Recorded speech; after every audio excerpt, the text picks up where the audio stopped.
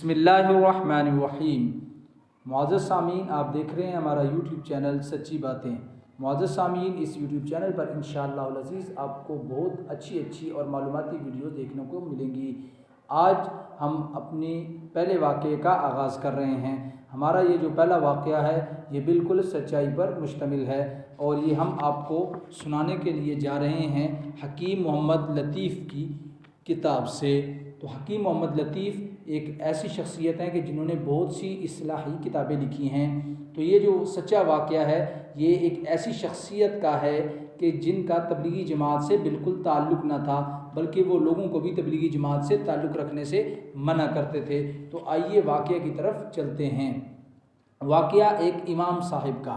फरमाते हैं कि मैं कम किस्मती से तबलीगी जमात के काम को न सिर्फ बेकार बल्कि नुकसानदेह भी समझता था कि हमारे यहाँ एक आलिम मेहमान आए, उन्हें जुमा पढ़ाने की दावत दी गई, लेकिन उनसे दरख्वास्त की गई कि चूँकि आपका ताल्लुक़ तबलीगी जमात से है इसलिए आपसे गुजारिश है कि वाज़ बयान करो, मगर तबलीगी जमात का नाम बिल्कुल भी नहीं लेना।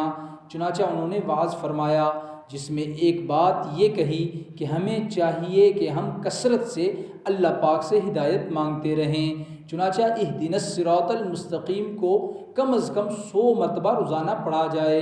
इस बात का मेरे दिल पर बहुत असर हुआ।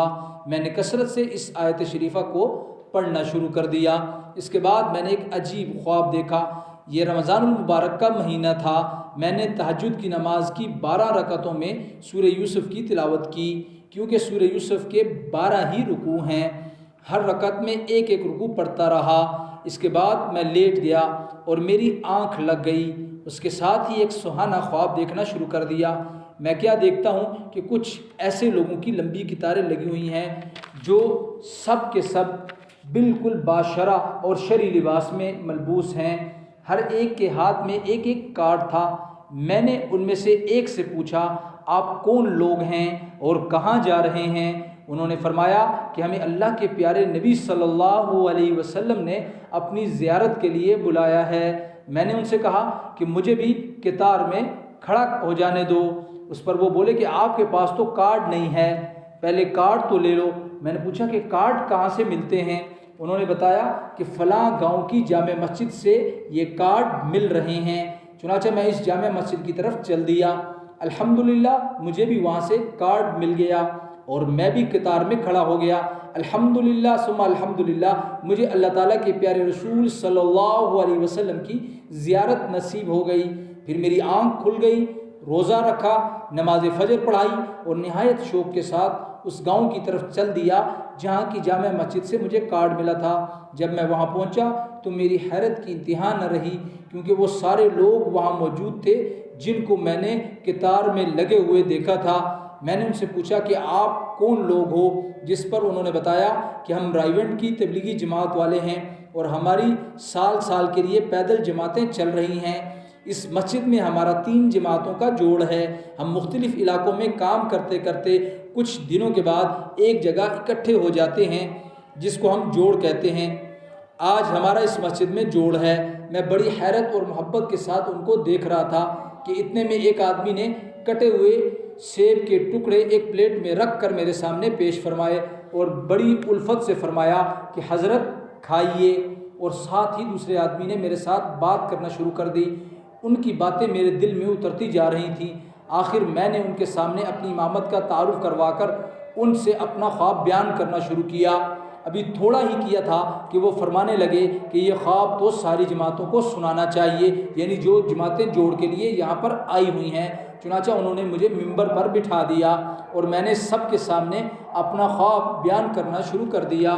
जब मैं यहाँ पहुँचा कि मुझे उस भाई यानी हाज़रीन मजलिस में से एक आदमी जिसने मुझे ये बताया था कि हमें नबी सल्लल्लाहु अलैहि वसल्लम ने अपनी ज़ियारत के लिए बुलाया है, जब मैंने उसकी तरफ इशारा कर कहा तो एक मरतबा मस्जिद से अल्लाहु अकबर की मुश्तरका आवाज़ पैदा हुई और फिर वो सब हज़रात ज़ारो कतार रोने लग गए। उनके रोने की हालत ये थी कि मुझ पर रिक्कत तारी हो गई और मैं भी रोने लग गया। बल्कि मेरे रोने की हालत ये थी कि मुझसे ख्वाब बयान करना मुश्किल हो गया। देर तक हम सब रोते रहे और फिर हौसला करके मैंने تھوڑا تھوڑا کر کے رونے کے ماحول میں اپنے خواب کو پورا بیان کر دیا۔ پھر اس کے بعد میں نے ان کے ہاں سے واپسی کی اور میری حالت یکسر بدل چکی تھی۔ دل چاہتا تھا کہ سب کچھ چھوڑ کر اللہ کے راستے میں تبلیغ میں نکل جاؤں۔ رمضان شریف کا مہینہ تھا، چنانچہ میں نے دوسرے دن ہی اپنے بیٹے کو پورا خواب سنا کر 4 ماہ کے لیے رائیونڈ بھیج دیا اور خود نماز تراویح پڑھانے میں مصروف ہو گیا۔ میرے بیٹے کو جماعت میں گئے ہوئے 22 دن گزرے تھے کہ اس کا مجھے خط آیا، جس میں یقین اور ایمان کی باتیں بیان کرنے کے بعد یہ لکھا ہوا تھا کہ ابا جی ایسا نہ ہو کہ آپ اللہ تعالیٰ کی راہ میں نہ نکل سکیں اور موت کا بلاوا آ جائے، اس لیے جتنا جلد ہو سکے اللہ کی راہ میں نکل جانا۔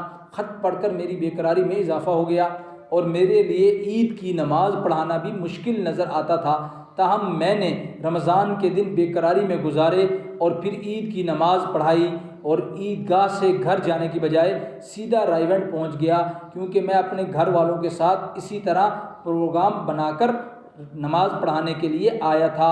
الحمدللہ آج تک اللہ پاک نے مجھے اپنے راستے میں جانے کی کسی نہ کسی درجہ میں توفیق عطا فرما رکھی ہے۔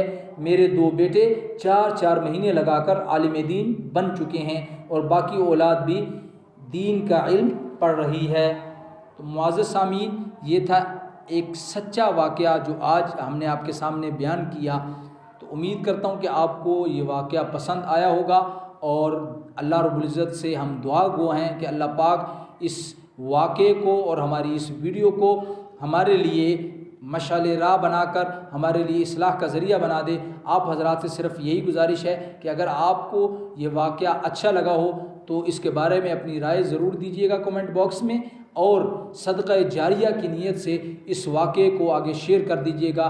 کیا خبر کہ ہمارے اس شیئر کرنے سے کوئی بھائی سن کر وہ بھی اللہ کے راستے میں نکلنے والا بن جائے، تو اللہ پاک ہمیں اجر عطا فرماتے رہیں گے۔ آپ سے انشاءاللہ العزیز کسی نئے واقعے کے ساتھ ملاقات ہوگی، تب تک کے لیے فی امان اللہ۔